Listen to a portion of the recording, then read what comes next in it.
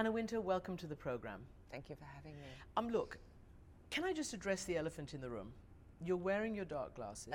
I'm not sure that I expected you to wear them during the interview, but I know that you do wear them inside. I just want to know because everybody wants to know. Well, today I'll be brutally frank, is I've been unbelievably ill all week, and plus I just had eye surgery, so those are the real reasons I'm wearing them today. Otherwise, I would brave you without them. But are they an inscrutable protector? Because you wear them in the front row of fashion as well. You wear them sitting next to the Queen. They're incredibly useful because you avoid people knowing what you're thinking about. They help me when I'm feeling a bit tired or sleepy, and I don't know, maybe they've just become a crutch and part of who I am, but today I really did need them. Well, let's get on with what your next huge thing on your agenda, which is the cultural event of every year, the Met Gala. Yes. And we've got here this amazing catalogue from the Met, and we'll show some beautiful pictures. It is extraordinary. The theme this year is Camp Notes on Fashion. Yes. Yes, Andrew Bolton, who's the curator in charge of the Costume Institute, thinking behind this. He was inspired by Susan Sontag's Notes on Camp. And we are calling it in-house from the Sun Kings to drag queens. But really, if you read Susan's remarkable essays, you will understand that camp is an expression of everything that is artificial, everything that is a little bit fake. It's the opposite of nature, so don't wear your hunting boots or your backpack. And obviously, we are also looking at the influence that the LGBTQ community has had on camp. And you and Condé Nast have been very, very prominent in recognizing and empowering LGBTQ. Yes, I mean, obviously, particularly right now, it's a very important issue and something that we believe at Condé Nast, and I know I certainly believe on a personal level. It's very important to stand up and support and do anything that we can to talk about discrimination and LGBTQ rights. But this is really a celebration of LGBT culture and the fun they have with dressing, as well as, you know, cultural references. And last year we worked on a hugely successful exhibition called Heavenly Bodies, which discussed the influence of the Catholic Church on costume. Did the Vatican approve? Because one could say, if one was a fervent Catholic, that, you know, there were bits that were laughing at religion, there were bits that mocking, you know, it wasn't obviously totally respectful. Yes, but actually they were very collaborative on the exhibition. They lent 30 or 40 pieces from the private Vatican collection that had never left Rome before. And what might you wear this year? This year? Well, there's a quote, I don't have it completely correct, but there's a quote from the Sontag notes that says, "Camp is a woman wearing millions of feathers."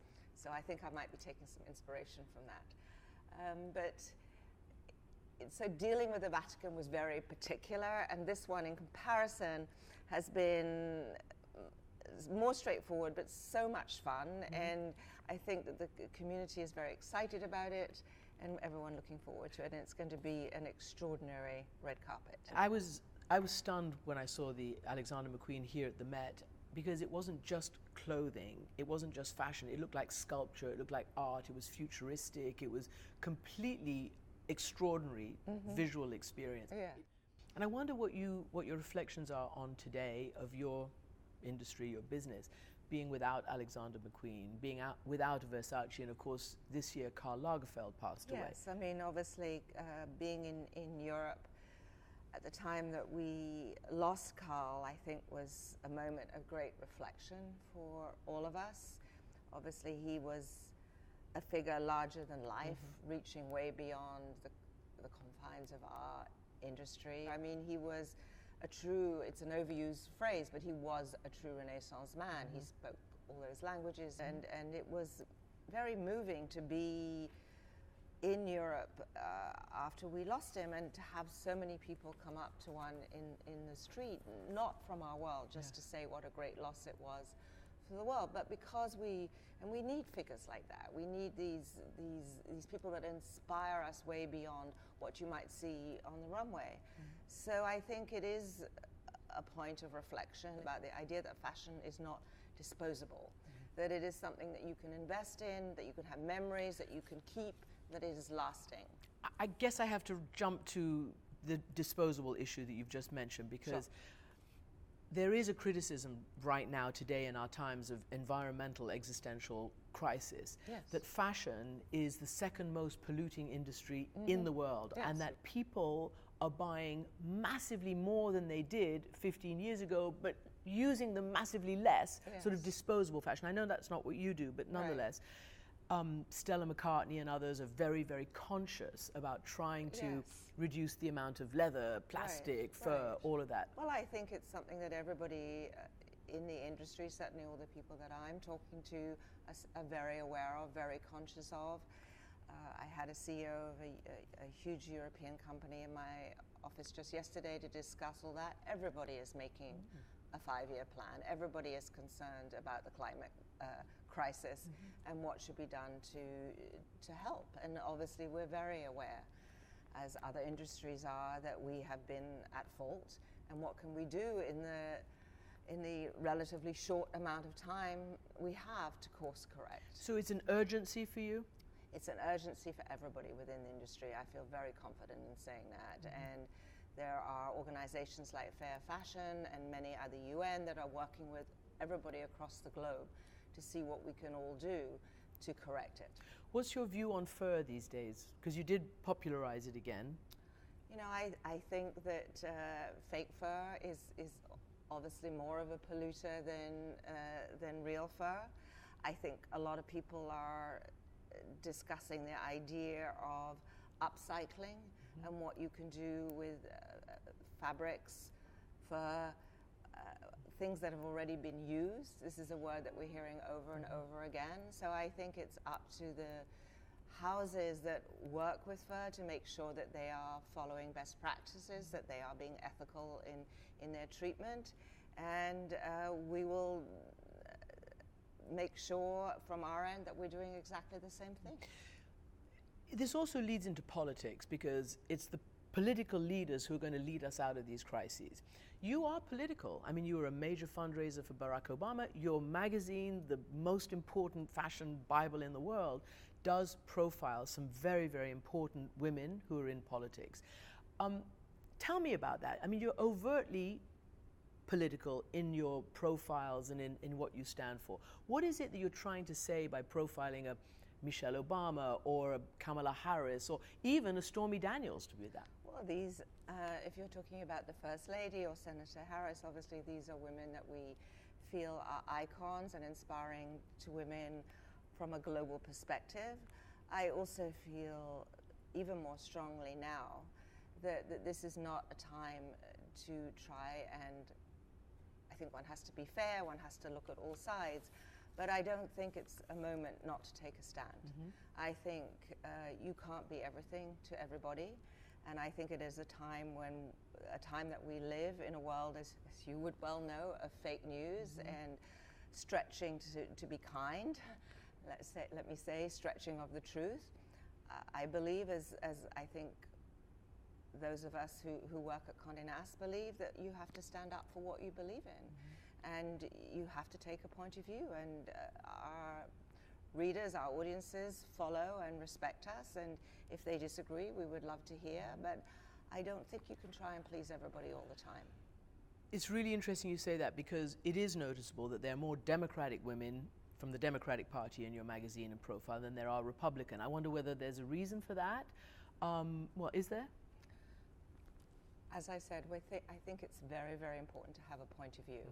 We profile women in the magazine, that we believe in the stand that they're taking on issues. We support them in the fact that we feel that they are leaders, that particularly after the defeat of Secretary Clinton in 2016, that we believe that women should have a leadership position and that we intend to support them. I was really interested to hear that I believe Secretary Clinton, when she was First Lady, was the first First Lady to be on the cover of Vogue. She was. Not even Jackie Kennedy was on the cover of Vogue. No, she was photographed many times within the magazine with her husband and her children, and I think with her sister, iconic pictures. But I think it was a time when I felt that the First Lady at that time had behaved in a very brave way.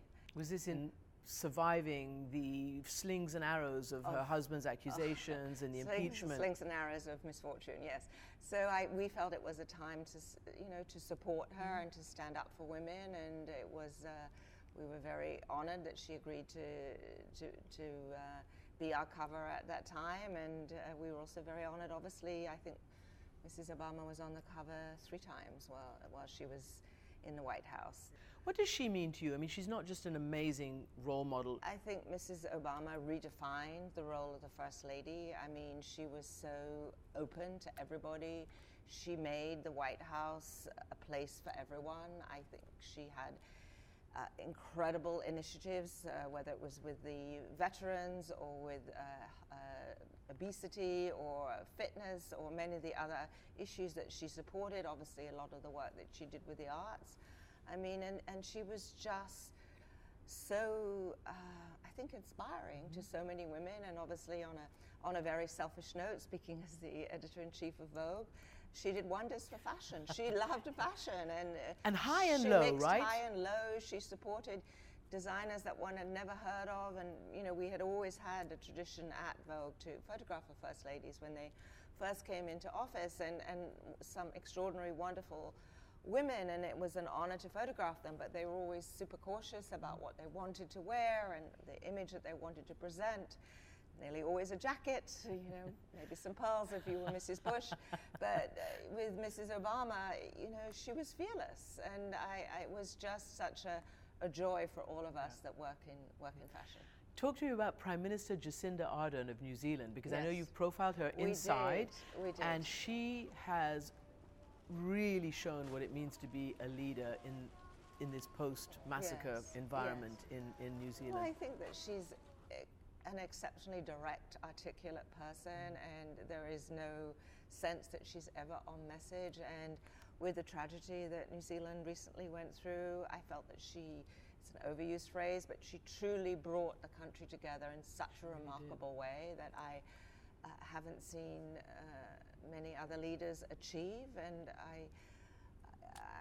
I mean, she was just so moving. And when she said, we are all one country, it was just, I thought, a message that a lot of other leaders could learn from. And I don't want to be flippant or crass, but I do believe that what she wore was incredibly important. I'm not going to even say it about fashion, but she wore something that many people might say, whoa, don't go too culturally far. But she was standing up for what she believed in, she was being fearless, and she was sending a very clear message in a way that nobody could misinterpret. And I think she was a message of hope and unity to countries all over the world. I really salute her.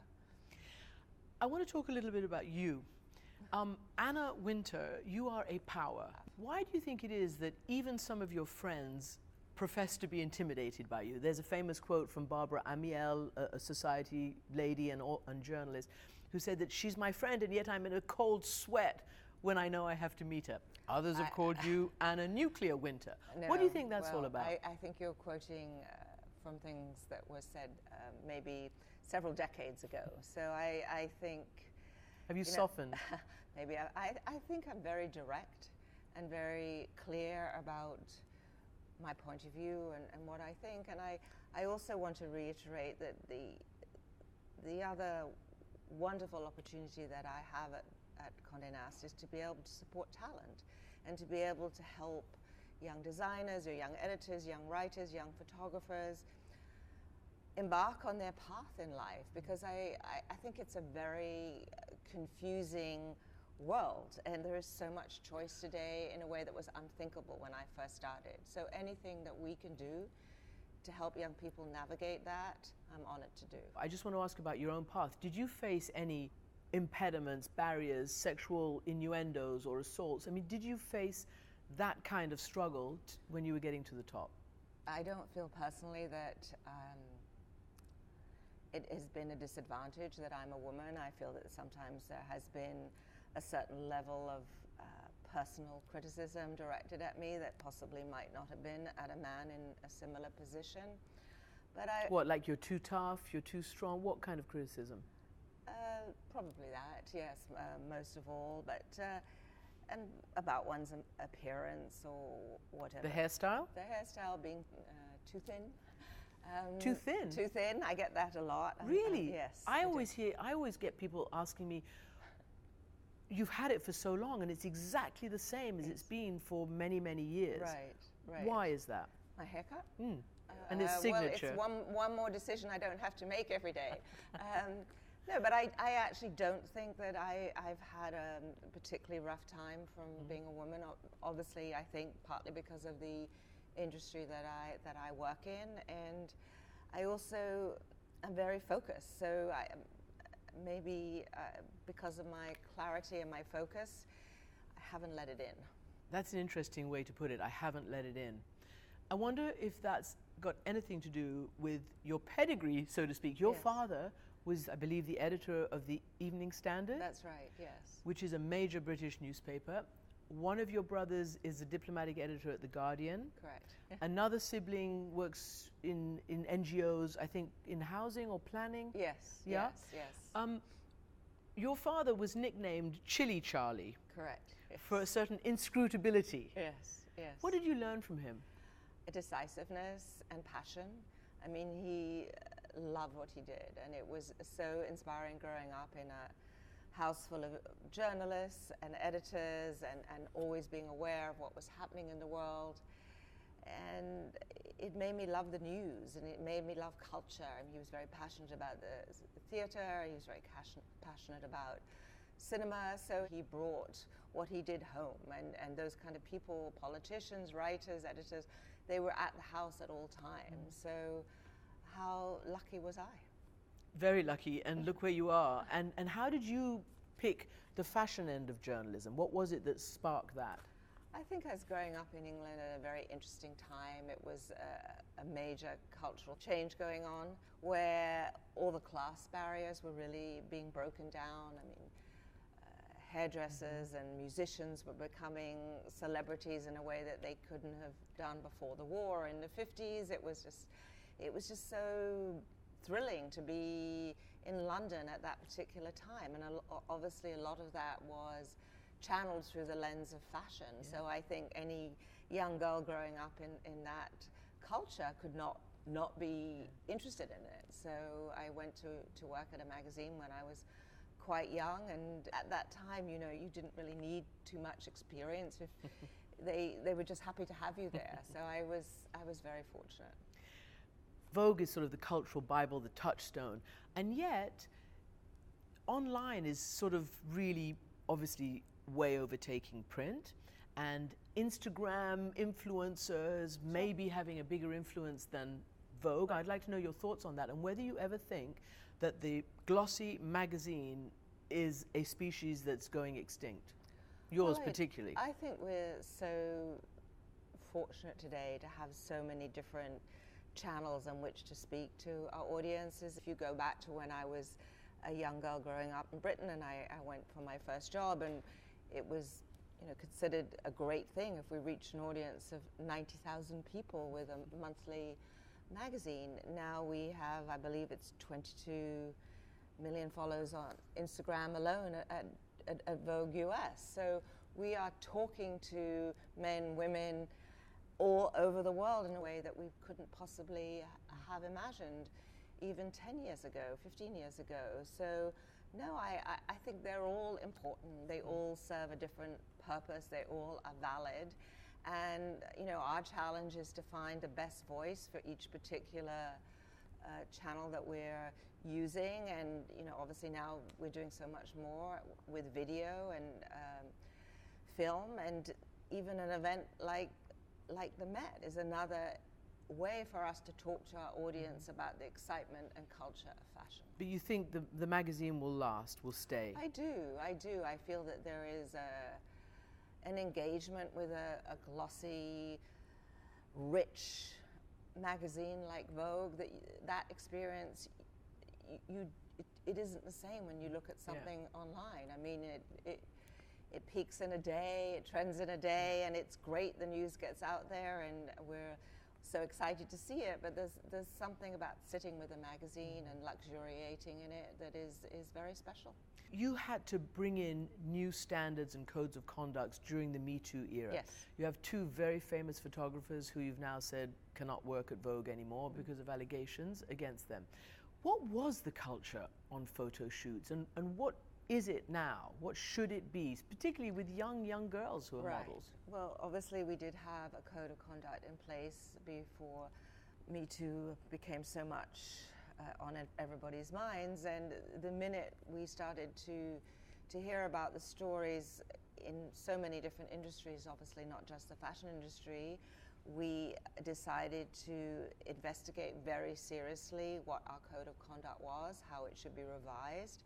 We interviewed hundreds of people within the company and without to make sure that all best practices were in place. We set up a hotline that anyone, should something unfortunate happen on any of our shoots, could feel free to call immediately and anonymously, and that we would immediately act. But obviously things did happen, and the stories and the incidences that were reported to us were of a depth that we did not feel that we could continue to work with some contributors who'd done extraordinary, wonderful work for us for many, many years, and were in some incidences personal friends. So it was a difficult personal decision, but there was no doubt in anybody's minds that this was the right thing to do. And I guess finally, how does Anna Wintour relax? If you're not seen in the front row of every fashion show, you are seen at most major Grand Slam tennis events. True. And usually in the box of your great friend Roger Federer. Yes. So tell me about tennis. Do you play? Have you played with Roger? What's the deal here? I had never played with Roger until this summer when my daughter got married, and as a thank you present to me, secretly she invited Roger and his family. He has two sets of twins and his wife Mika to a weekend in the country, and they arrived at 9 o'clock in the morning when I had just got on the court, and I had no idea that Roger and Mika were coming, or the twins.